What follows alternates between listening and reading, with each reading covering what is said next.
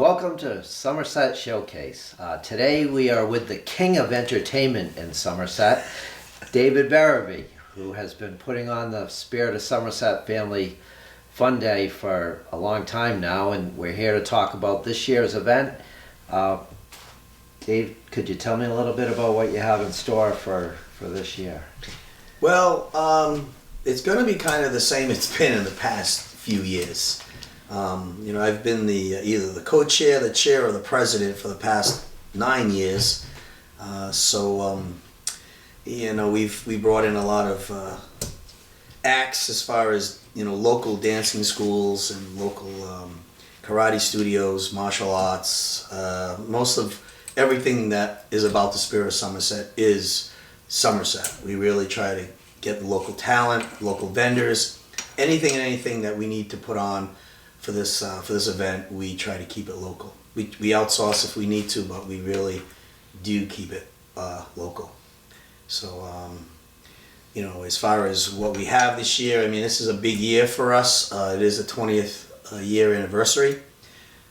We actually are going to have a dedication to the stage for the late John McAuliffe, who was our past town administrator, who actually started the event as a Main Street celebration back in 2001.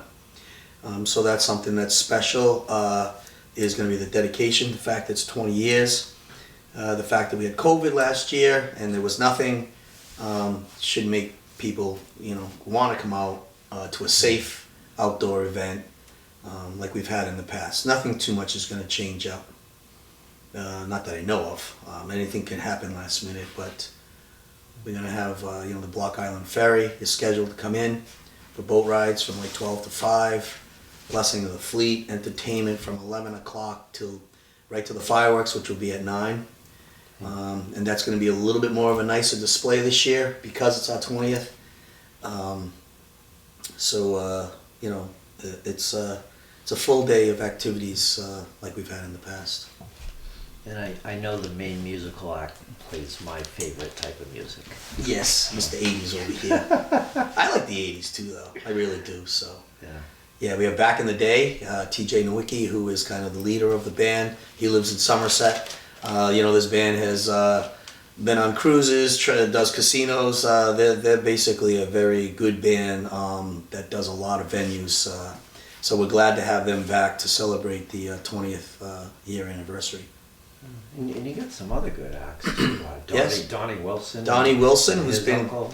Uncle Ed Violet. They're gonna come down, and it's been a while. They started to play up again. They play here and there, little venues, but he's excited with his uncle to come and play with us.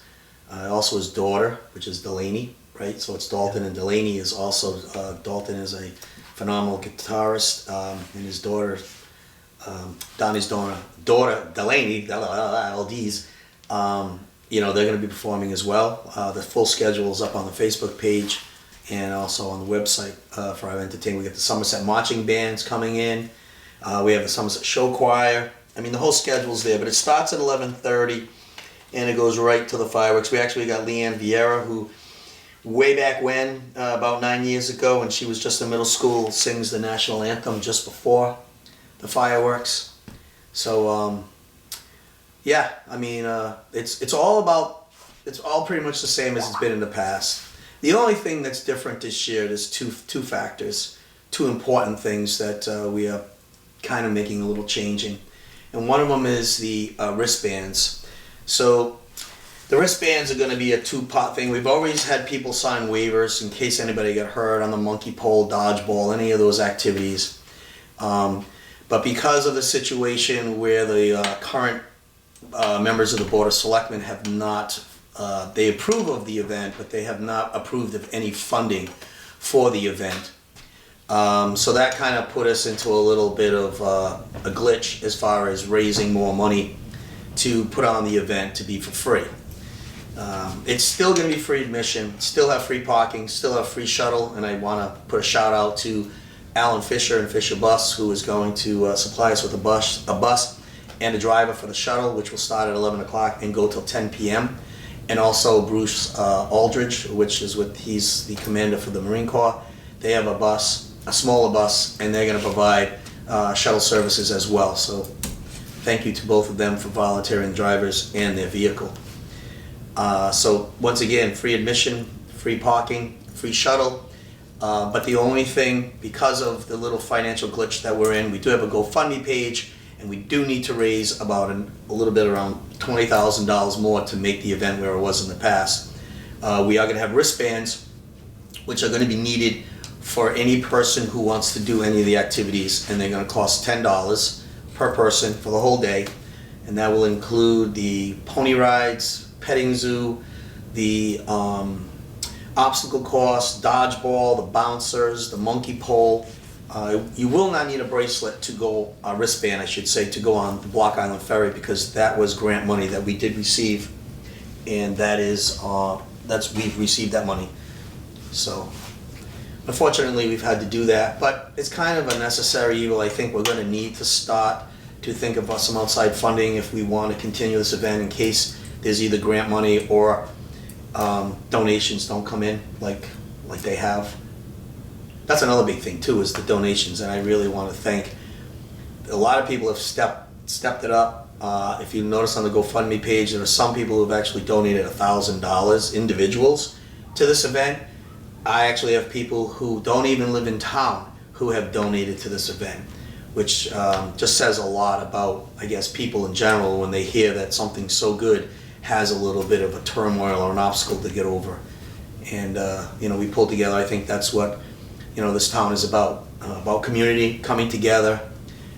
Leads me into, I'm sorry, George, you're not doing a lot of talking. I'm doing most of the talking, even though I have the one that has most of the information.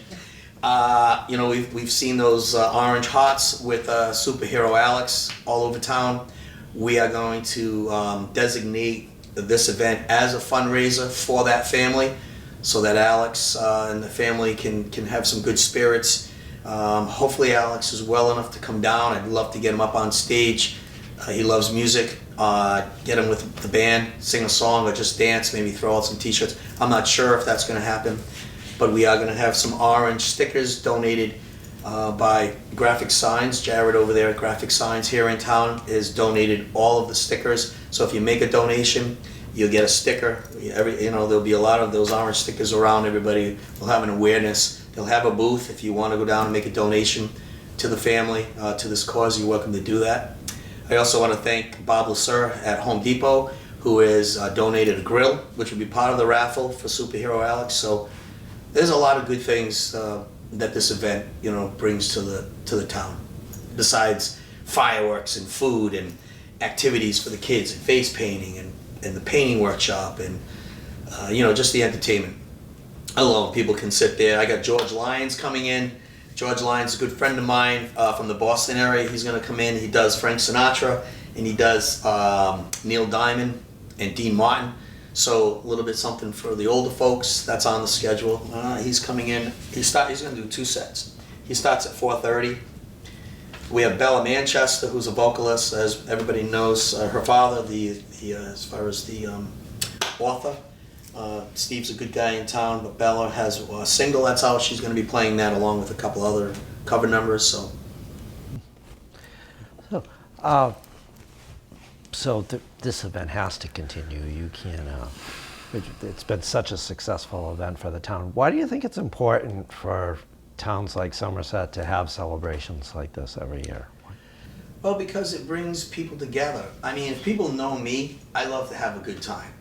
I've been a DJ for many years, and so I was always I wanted to be in the business where people were having fun, and I got to do that through my DJ business for all those years, even though I'm retired from that.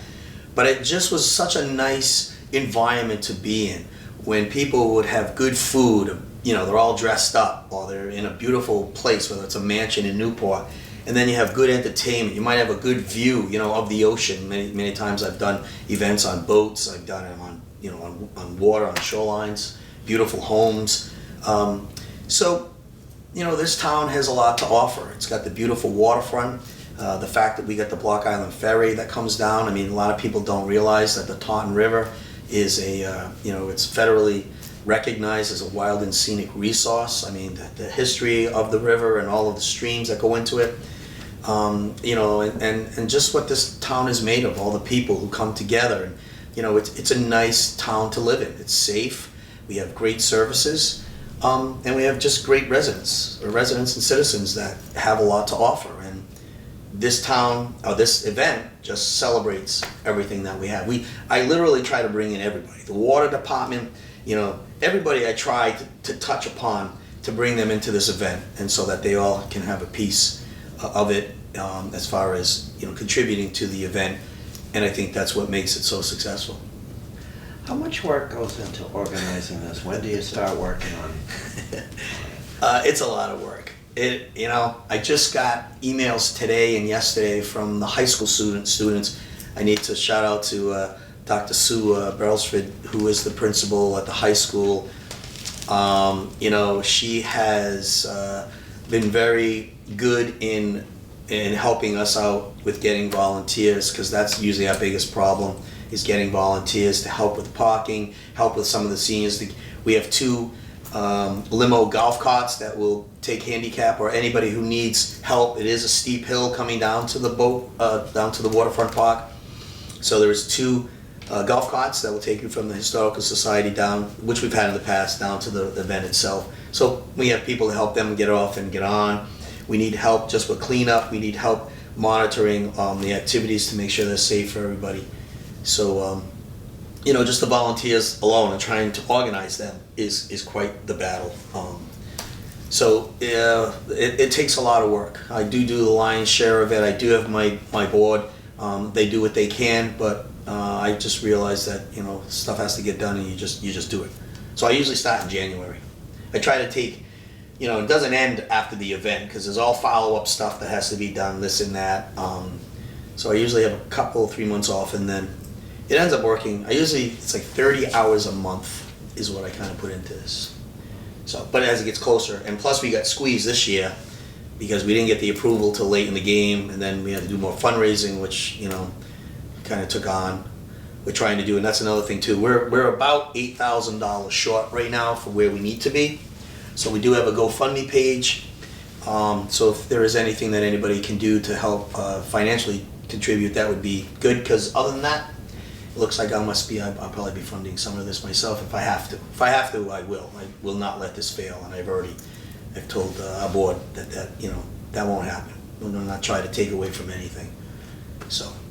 Some things like fireworks cost a lot of money. Oh yeah, fireworks, thousands. You know, they're thousands of dollars. The barge to have the fireworks, and Brendan Lunn, a big shout out to Brendan Lunn. He doesn't live in town, but he's donated his services, and I don't say he's doing it for free, because he's not. It's still thousands of dollars just to have the barge there. But you got to deal with Homeland Security, Coast Guard. You got to deal with because they're loaded in Fall River, so you got to deal with the Fall River Fire Department, the Somerset Fire Department, and, you know, all the safety measures that need to be when you're dealing with explosives.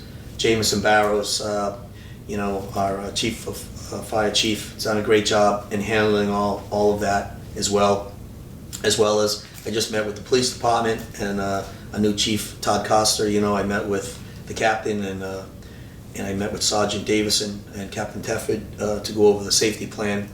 So everybody's working together, but it is quite a big operation. And Brendan Lunn is from where? Brendan Lunn lives in Berkeley. He lives in Berkeley, and he's also the one who built the docks for us.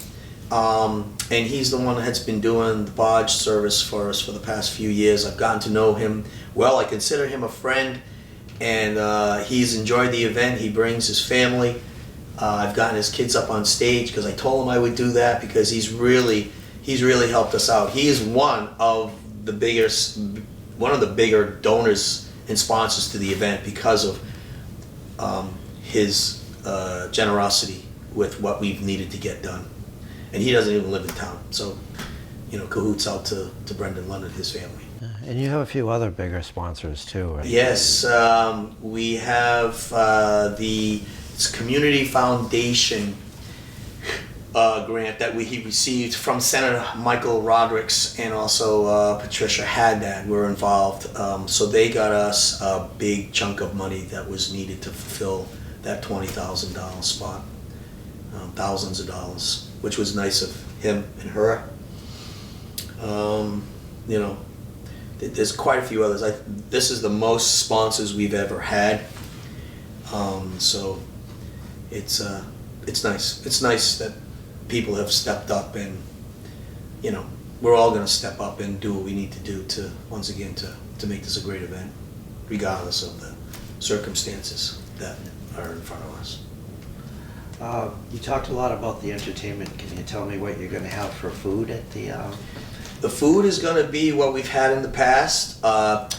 We're going to have Little Audrey's is doing the clam boil and stuffies. If you want to make sure you get a clam boil, I would suggest that you prepay for it and go to Little Audrey's, and you can prepay. It's cheaper. I think it's $20.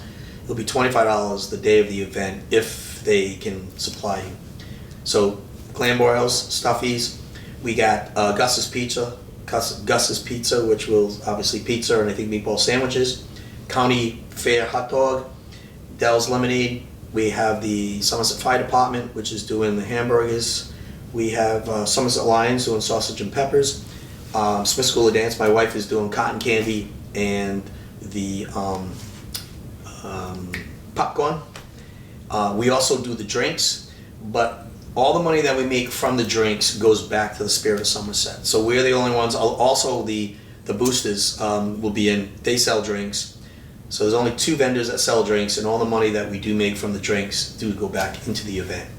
So we don't make any money off that. We just use that as a way that we can try to make some money for the event. And I don't want to see if I forgot anybody. I don't have the list with me. And we also have the American Legion, which is serving the alcohol, which is always nice to have a beer and a clam boil. At least I like to do that. I usually take a break at 5:30 and have 1 beer at that time and a clam boil. So there's, and we also have McCrae's, and that's the only one we have to outsource, but we have Mike Napolitano, who owns McCrae's Seafood. He'll bring a seafood truck in. He's got chowder, clam cakes, fried clams, french fries, and he loves this event. And we don't have anybody else in town, so that's the only one that we outsource. Everybody else is in town for the food. That's another thing about this event, is that it helps some of the local nonprofits like the Legion and the Lions Club and the Boosters. And we also going to have down there as a booth would be the Somerset Berkeley Regional Educational Foundation. Yep. So they'll be down there for donations or for information about their foundation and profit. Reefs Across America will be down there, nonprofit, right in town, helping out veterans. So it helps our local business. And it also makes people aware of some of the nonprofits. We allow them to come down.